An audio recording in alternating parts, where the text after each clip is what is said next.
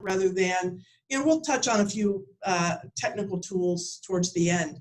But really, these are the soft skills that I think we forget to adjust. We know how to adjust now that we carry a mask, and how we wash our hands, and how we clean our pens. But how do we talk to people has to be adjusted too. And I think that's really what I wanted to focus on as we start looking at negotiations in the age of COVID. And so if you think about when we communicate, and we've learned this in every communication class that we have, that 80%, 90% of all communication is nonverbal. Well, if all of a sudden you take away, not only you can't see my mouth, but you can't hear me, it really becomes much more critical, your body language. Am I sitting here like this with a mask on, not looking very, very kind or very inviting? And so I want you to really take a step back as you start analyzing how you negotiate with folks, how you communicate with folks when you have limited resources to your nonverbal skills. And so then the few words that we do use that communicate, those become even more critical, don't they? They become more sensitive. You have to choose your words. You have to stop and pause and make sure you're being heard. Those are all parts of how we negotiate differently. I think when we look at the very first thing that is important now for folks, number one thing that I bet if I asked 10 people, I'd get 10 of the same answer, is their safety. If you think about it, safety is now number one in forefront in people's minds. And so one of our first jobs is now making sure that the landowner or the displacee actually feels safe. That's a new thing. We didn't have that in our repertoire of communication tools. I mean, sure, safety is hardwired in most of our companies and most of our businesses, most of our governments. But the concept of making sure the landowner feels safe is a new one. And so we do that by showing up with a mask on, right? We wouldn't dream of not showing up without a mask right now because we know that conveys I'm trying to be safe. We wouldn't dream of not being distant in our communication. Extending a hand and shaking hands was fundamental to what we do in our line of work. Well, now, if you put your hand out to somebody, that might be considered not safe. So now being safe really does matter, doesn't it? And conveying that to that landowner right up front, right in your first communication with them. Say, please be aware that if we do meet on site, we'll be practicing social distancing. For us, that means I won't be extending my hand to shake your hand. I will be wearing a mask. I'll be bringing pens with me that have been sanitized. Any paperwork, I'll make sure that I can leave it in a way that you can review it later. So see, I'll add that dialogue to the front of my conversation now where I might not have 6 months ago. So just something that I really want you to focus on at the front end of when you start negotiations. Not at the back end, not when you finally show up. Think about it, think it through at the front end. Think about safety right up front, because conveying that safety to that landowner does what? It builds their trust. It shows them that you care about their safety and yours. And so I want you to remember that that's a new thing that we've added, just in the last few months. Another way to help them feel safe might just be our tone. If we are in a hurry, because right away is always in a hurry because they've always cut our schedule too short, right? And so we're always, the ones that have to get out there and get it done quickly. And sometimes, even though it shouldn't, that urgency comes through in our voice. Guess what? I think now you have to stop and say, wait a minute, I may need to be urgent. I cannot convey that verbally. I have to use other tools than being in a hurry. Well, I need your answer today. Okay, things don't happen that fast anymore. People have other more important concerns in their lives, and our right-of-way needs aren't really at the top of their hit list. And so think about your tone, that you're not too aggressive, that you're not too urgent. that you take the pause and the time that's important to let them know that we're listening and hearing them, and that we then step back and say, if you need more time, and we know in the back of our mind, but I don't have more time. You know what? The more important thing is that they feel safe, they feel treated fairly, they feel like they were heard, because that's what's going to get the negotiations completed faster than pushing somebody. And we've always known that, but I think it becomes more important now because it's about building trust and showing that through having them feel safe. I think the other thing to remember is empathy becomes even more important. Think about the families that now have two people working at home with 2 or 3 or however many kids trying to also be online at school at home, and the schedules that all creates.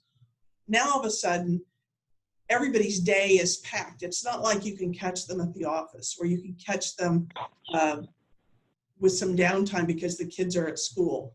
Those things don't exist anymore in most geographies. Now, I know we've got folks from all over the United States here, and that was exciting to see. But I think empathizing with how crazy life is, learning to inquire, say, do you have kids that are doing remote schooling? How's that going for you? What complications did you have? By asking a question like that when you're trying to build trust, what you get is if they have a technology complication, they'll say, yeah, but we couldn't get online because my internet's terrible. So when you then try later to send them something via the internet, you might already know the reason. So start using inquiry and empathy a little bit more than maybe you did in the past. Even though those are key skills that we always used, it becomes even more important today. I think a tip, and I always like to share one-liners. My team's probably tired of hearing them, but sentences that you've practiced saying, like, I know our schedules are all really crazy right now and very complex. Is later in the day or early evening a better time for me to try to reach you? I'm happy to call you back at 7 tonight. It may mean that we have to modify our schedules now. The 9 to 5 day isn't really what we all do anymore. We may have to work earlier or later to try to make sure that we match up what their needs are. I think that's really important. So the adjustment has to come with us. I had somebody say once, well, Outlander is just not being reasonable. Well, guess what? They don't have to be. That's not their job to be more reasonable. It's our job to figure out what they need. It's our job to treat them fairly and with respect. They don't have to be reasonable. We all know that. Even more so now that the life's complexities are getting in the way for them. So think about in terms of adjusting your negotiating style to meet what their new need is. I think some of the other soft skills that I think are really important right now is if all of a sudden I put my hand over my face, I know you can hear me differently, even though I'm fairly good at talking loud, for those who know me. And so if your face is covered up, your voice is covered up, you need to slow down. You need to convey words more clearly. And you need to stop and say, did that make sense? Is that understandable? You have to actually acknowledge that when we're verbalizing, if that's one of the few tools we have to build trust, that they may not be able to hear you as clearly. And so find a way to adjust. Again, you're the one that needs to adjust inside what they are hearing and how they're hearing you. Most of our negotiations may be over the phone. How do you build trust and convey trust when all you have is your words? All you have is your tone.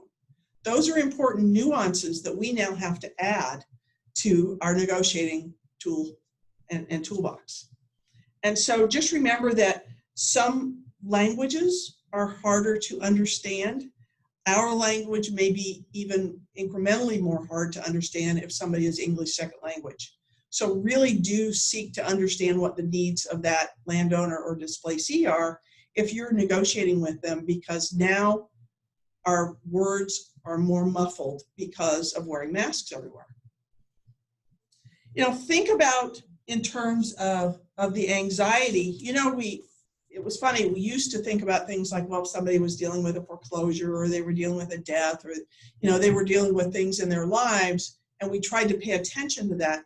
I think even more so now, that anxiety is real for everybody every day, and we should just assume that when we're going in to a conversation with a landowner, a displacee, somebody that we're negotiating with. Acknowledgement up front really does help to have folks realize that you're connecting with them in a different way, and taking that time to reinforce along the way how much you appreciate that they're taking their time to integrate you into their complex life that they have. So words like, I really appreciate you carving out just a little bit of time with me today. I know your life is busy. I really want you to know how much I appreciate you. Don't forget to say that more. I think that's a really important point.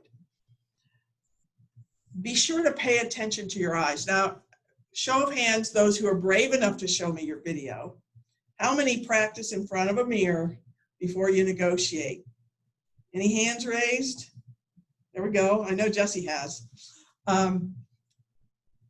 Now that you're wearing a mask, have you ever stood in front of the mirror with your mask on and tried to have a presentation, how you're going to present an offer to a landowner? All of a sudden, all you have is your eyes. And if you've never watched yourself in a mirror, this is a great time to do it with a mask on, because now you need to determine, all right, am I looking away? Am I shifting side to side? Am I looking at my watch? What am I doing with my eyes? That's one of the tools you've got, and you now need to understand it. And so I'm going to challenge each of you, and I expect you to report back to me and say, yes, Faith, I practiced in front of a mirror with my mask on. And you're right, I need to work on my eyes. I need to work on how I convey information with my eyes and with my tone. Make sure that those are now your two biggest tools to build trust in a negotiation. And so I'm looking forward in the next month to a whole slew of emails from all of you on this call, and that says, hey, I did practice, because I want to throw that challenge out. That's the next new thing that we have to learn. I've never made people practice in any of the classes that we've taught how to communicate with a mask on. That is a new thing for all of us, and I think it's important for us to really try it. See what happens. See how your eyes convey the message that you have. Things like slowing down. I can't, even as I'm giving a presentation, I get excited and you want to talk a little faster. I take a step back, slow down, take those pauses as we're using the tools that we have, our funnel technique, where what do we do first? We don't give information. We don't blurt it all out. First, the tip in our funnel technique is to get information. In other words, we might ask an open-ended question, to try to get a landowner, get a displacee to give us information. Getting information is more critical than us talking. And so don't forget that tip as being really critical at this time, where it's about understanding. We're not able to sit in their living room all the time where, you could look on the wall and see the picture of the grandkids and start a conversation about, oh, are those your grandkids? We might only have their voice. So we can't pick up on things, visual clues that might help us to make a connection with somebody. We have to start using different tools to pick up visual clues. So what would those be? Maybe, look somebody up on the internet. We all do that. Landowners do that to us all the time. They check us out. Make sure you have a little bit of information about a landowner without being creepy, because we don't want to say, hey, I looked you up on the internet and here's what I found. But you might get some information that you could subtly ask a question. Do you have kids that are going through remote school right now? Because you've looked up and they had some kids posted, and so you go, I think they've got kids. You don't say, hey, I saw your kids on the internet, but rather you say, hey, I'm just curious, are you struggling with managing kids in remote school while you do your job? I know that's a challenge for everybody. Just wondering how that's working for you. See, that's a way to start building that trust and having that dialogue and communication with somebody without having any visual clues. I think remember your tone, practice with one of your peers, with one of your coworkers, with your boss, and say, hey, this is how I'm going to say something. I'll guarantee that the number one thing that people avoid doing is role playing. We hate it. We all groan when you hear the word role play. But in reality, right now more than ever, as a negotiator, you need to make sure that how you're communicating and conveying words is received in a way that matters. And so I challenge you, challenge number 2. I'm going to probably give you 3 challenges, just so you know, but this is number 2. I want you to role play with a person live, on a Teams call, on a phone call even. If all you have is a phone to communicate with somebody, then use that as your tool to practice with another person. Say, I have a landowner meeting with Sally Smith. I can't use a Teams call because she has no video.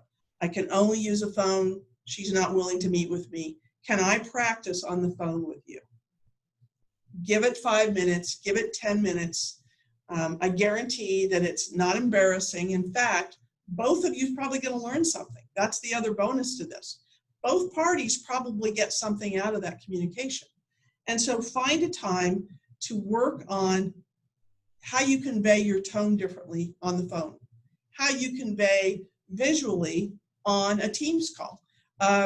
When Karen mentioned that, that not every company allows Zoom calls or team calls. Not every company allows that video component.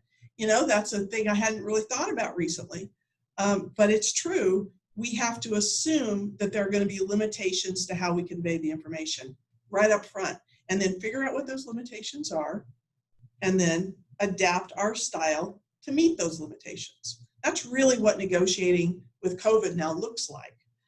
I think I heard this on the radio the other day. Somebody said, I smiled at somebody and nodded. When somebody would fill your water glass at the restaurant, you'd look up and smile and nod. You may not say thank you because you're conversing with somebody across the table. Well, guess what? They can't see your smile anymore. So if you just look up and your eyes might have been conveying like, are you kidding me? You're bothering me. That person's not going to know that what you were trying to do is say thank you with your smile. So unless you use the words, they don't know that you're conveying something good. So all of a sudden, we're having to add and adjust and adapt to a different way of communicating. You can't just nod and smile anymore. We actually have to verbalize what we're trying to say. I think with that, I wanted to give 5-10 minutes for us to kind of talk through some questions. I didn't know if there were any questions on the chat, Jesse, that you want to open up and look at.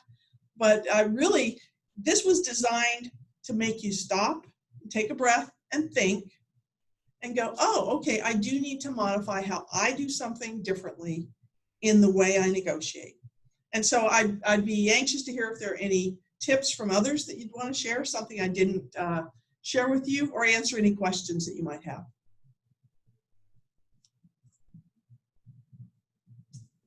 Looks like we have no questions in the chat. You can go ahead and unmute yourself if you would like to ask a question. Hi, it's Karen, and I actually do have a question in the chat. I'm wondering if anybody here in the room is using Teams or Skype to negotiate, and if so, how that's working for you all. I can start, and then I'll open it up to others, Karen. I think we were fortunate that we actually integrated Teams into our company repertoire in January before we needed it. And so by the time it actually rolled around, we actually had already started using it a bit. I think the features that I'm finding most helpful, besides being able to see somebody and actually without a mask on, that's the real bonus, is you don't have to wear a mask when you're in your own space and nobody's around you. And so that visual, if it's available, but also sharing a screen. If we're trying to walk somebody through a plan set and it's complicated, I can now share my screen. I can blow it up and really focus on the point that I want to show with my cursor. So I can put the hand and say it's right here. You can't do that with the phone. And so that's been the bonus for me on Teams, is to really be able to share a screen and go through a document together. Does anybody else have any tips that are like that they found helpful with Teams?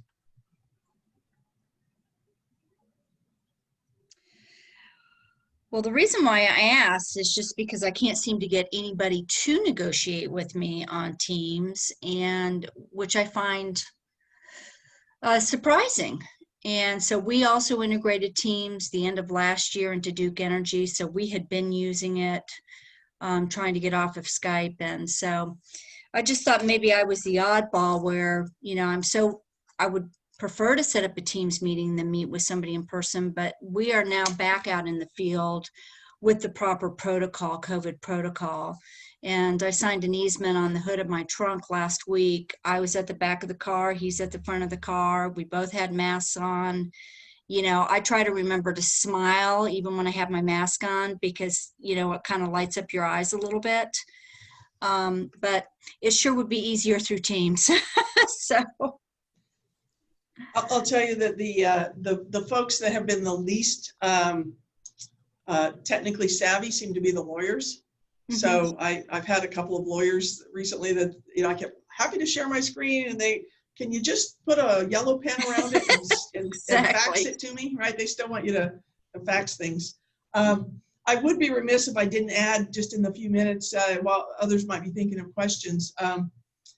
I don't know how many of you have already integrated into DocuSign, DocVerify, eNotary, eRecording. Those are all now very new, but very, very useful tools for us. And we've been able to integrate most of them. State by state, the notary issue, so you really do have to know which state you're in and what format they use. Some use DocVerify, others use DocuSign. I've found DocVerify better because it's a little more robust on the notary side. DocuSign easier on the documents themselves. Each of the counties uses a little different system for e-recording, some better than others here locally.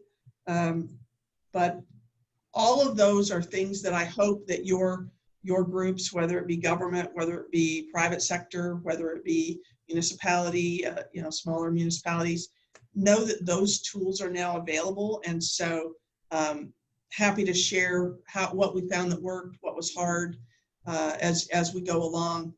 But those are also tools that we now have to integrate. But that only works, like Karen said, it only works if somebody's got the computer that can open it up and click the buttons to do e-sign.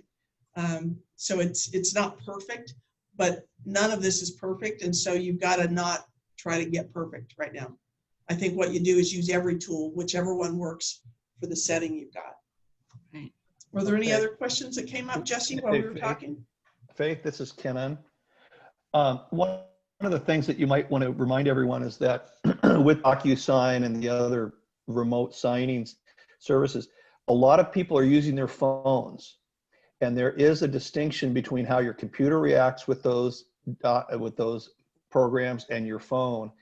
I found that when I'm dealing with certain people, it won't work on their computer, but everyone has an up-to-date phone.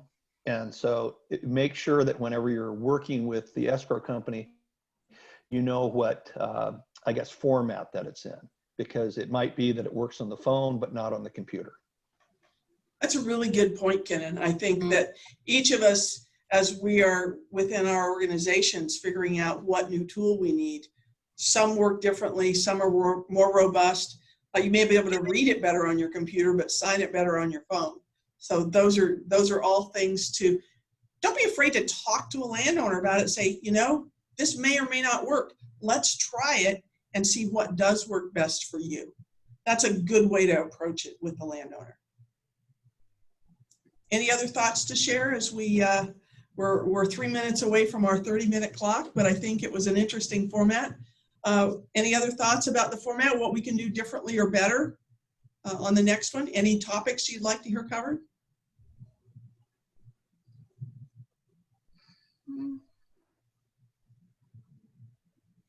With that, Jesse, I think I really appreciate Chapter 4, always extending an invite.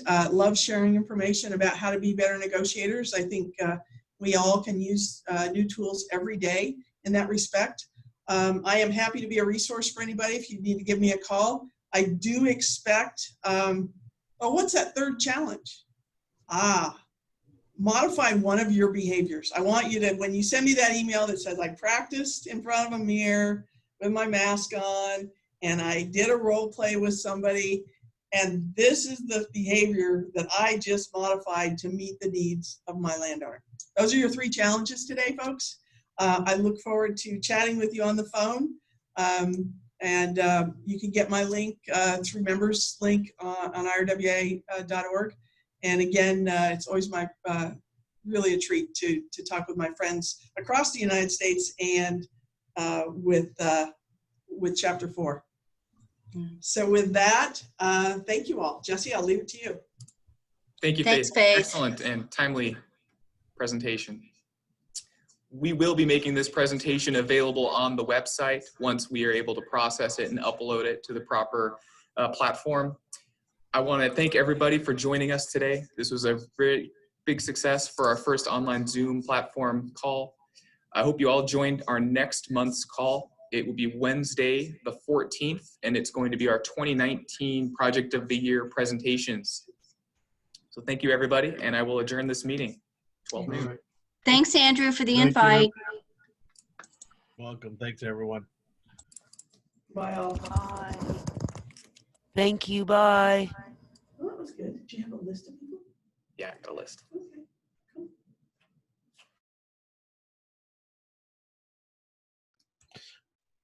So, Jesse, now we just got to figure out how to get the recording. Yep, I think I've got it.